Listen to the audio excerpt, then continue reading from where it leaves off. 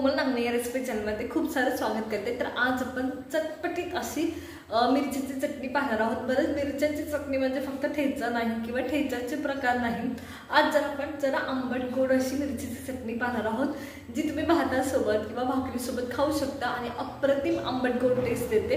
त्याच्यामुळे नक्की ट्राय करा। चला मग रेसिपीला सुरुवात करू। जर रेसिपी आवडली तर लाईक करा, शेअर करा आणि सबस्क्राइब करा। चला तर मग सुरू करूया। तर आज आपण कर्नाटकी स्टाईलनी मिरच्याची चटणी बनवत आहोत। ठेचा तर आपण नेहमीच खातो महाराष्ट्रीयन लोक, पण आज आपण कर्नाटकी स्टाईलनी अगदी आंबट गोड अशी चटणी पाहणार आहोत। तर चला तर मग सुरुवात करूया। तर त्याच्यासाठी मी इथं कढई घेतली आहे। कढई व्यवस्थित गरम झाले, थोडंसं तेल टाकले, तेल व्यवस्थित गरम होऊ द्यायचं। आता मी इथं जिरे ऍड करते। तुम्हाला हवं असेल तर तुम्ही मोहरी सुद्धा ऍड केली तरी चालेल। या पद्धतीने जिरे व्यवस्थित तडतडू द्यायची, व्यवस्थित फुलू द्यायची। मोहरी ऍड करणार असेल तर जिरे ऍड करू नका, फक्त 1-2 पैकी काहीतरी ऍड करा। त्याच्यानंतर माझ्याकडे इथं उडदाची डाळ आहे। उडदाची डाळ ही 2 चमचे आहे माझ्याकडं। पावशर मिरच्यांसाठी 2 चमचे डाळ तुम्हाला इनफ होते।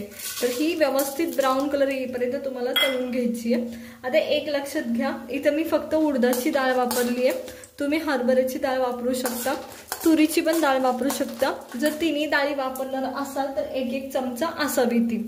आणि व्यवस्थित ब्राऊन कलर येईपर्यंत तुम्हाला ही तळून घ्यायची आहे। मी डाळ व्यवस्थित ब्राऊन कलर येईपर्यंत तळतीये। व्यवस्थित तळू द्यायची। खूप जास्त भाजल्या तुम्ही डाळी तर कडवटपणा येतो, हे पण लक्षात घ्या। तर आता ब्राऊन कलर यायला सुरुवात झाली आहे। पाहिलं का, डाळ व्यवस्थित ब्राऊन व्हायला सुरुवात झाली आणि होत आली आहे ब्राऊन। त्या टायमाला थोडीशी आधी मी ब्राऊन व्हायच्या आधी थोडीशी म्हणजे सुरुवात झाली त्या टायमाला लसणाच्या 4 पाकळ्या ऍड केल्यात आणि 1-2 मिनिटं परतून घ्यायचं। खूप जास्त काही परतायची गरज नाही। तुकडे करून टाकला तरी चालेल, कारण तुकडे करून टाकल्यावर लवकर परततो ॲज कम्पेअर टू अख्खा टाकल्यावर। तर आता लसूण सुद्धा व्यवस्थित परतला गेलाय। त्या टायमाला आता छोटे छोटे व्हाईट डाग आलेत फक्त लसणाला, खूप जास्त मी परतला नाहीये। तर या पद्धतीने, तरी इथं मी कढीपत्ता ऍड केलाय। या पद्धतीने व्यवस्थित परतून घ्यायचं 1-2 मिनिटांसाठी। कढीपत्ता व्यवस्थित परतला। आता हे जवळजवळ कोरडं झालंय पूर्ण। तर आता हे तुम्हाला असंच आधी वाटण करून घ्यायचं, याचं थंड करून। कढीपत्ता ऍड केल्यानंतर थोडंसं थंड झाल्यावर मी हे साईडला काढून घेते आणि हे तुम्हाला मिक्सरमधून वाटून घ्यायचंय, ओबडधोबड किंवा कसंही। आधी आपण का वाटतोय, कारण मिरच्या टाकल्यावर डाळ वाटली जाणार नाही, त्याच्यामुळे हे आधी वाटून घेतोय। चला तर मग मी हे सगळं साईडला काढते आणि वाटून घेते आधी। हे मी सगळं काढून घेतलंय, जवळजवळ थोडंसं आहे ते पण मी काढून टाकणार आहे। आता परत थोडंसं आणखी तेल घ्यायचंय, ते व्यवस्थित गरम करायचंय। किंवा तुमचं शिल्लक तेल असेल की आहे शिल्लक डाळ आणि कढीपत्ता तळलेलं, ते वापरलं तरी चालेल। तर मी माझं शिल्लक नाहीये म्हणून थोडंसं तेल परत टाकतेय या पद्धतीने। आणि मिरच्या व्यवस्थित परतून घ्यायच्या, अगदी चटके बसतील या पद्धतीने परतून घ्यायच्या। चला तर मग मी मिरच्या तळून घेते आणि ह्याच्यासाठी वापरलेल्या मिरच्या त्या मी कमी तिखट वापरलेल्या आहेत। मिरच्या हलवायच्या, एक झाकण ठेवून वाफून काढल्या तरी चालतील। सेम टायमाला मी मीठ ऍड करणार आहे थोडंसं मिरच्या तळताना, म्हणजे मिरच्या व्यवस्थित तळल्या जातात आणि त्याच्यातला तिखटपणा सुद्धा कमी होतो। आता मी मीठ ऍड करते थोडंसं या पद्धतीने। आता हे परतून घ्यायचंय तुम्हाला। मिरच्या व्यवस्थित चटके बसेपर्यंत, जसं ठेच्याला मिरच्या आपण तळतो तसंच तळायचंय व्यवस्थित। इथे या पद्धतीने या मिरच्या परतल्या गेल्यात, मी तुम्हाला दाखवते सुरीने पलटून व्यवस्थित। तर या पद्धतीने ह्या मिरच्या व्यवस्थित भाजल्या गेल्या पाहिजे, पाहिलं का या पद्धतीने। आणि जर नाही म्हणजे नाही भाजल्या गेल्या, तिखट लागतात, त्या खूप तिखट लागतात, बाधतात मिरच्या, हे पण लक्षात घ्या। तर मी प्रत्येक मिरची ही अशी भाजून घेतली, हे लांब सुद्धा। आणि खूप लांब असतील तर मिरच्या तोडून टाकायच्या, नाहीतर भाजायला त्रास होतो।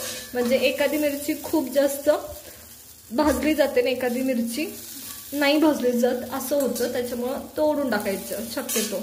तर आता ह्या सगळ्या मिरच्या आपल्या भाजल्यात। चला तर मग मी हे साईडला काढून घेते, थंड करून घेते। ते आपण सर्वात पहिले जे वाटण म्हणजे जे फोडणी तयार केली होती ती वाटून घेतोय, जेणेकरून ती वाटली जावी खूप महत्वाचं आहे, जर तुम्ही मिरची याच टायमाला टाकल्या तर डाळ वाटल्या जात नाहीत, डाळी तुमच्या वाटल्या जात नाही, त्याच्यामुळे हे आधी वाटून घ्यायचे। चला तर मी वाटून घेते। मग हे या पद्धतीने वाटलं जातं। आता याच्यात आपण आपल्या भाजलेल्या मिरच्या टाकणार आहोत।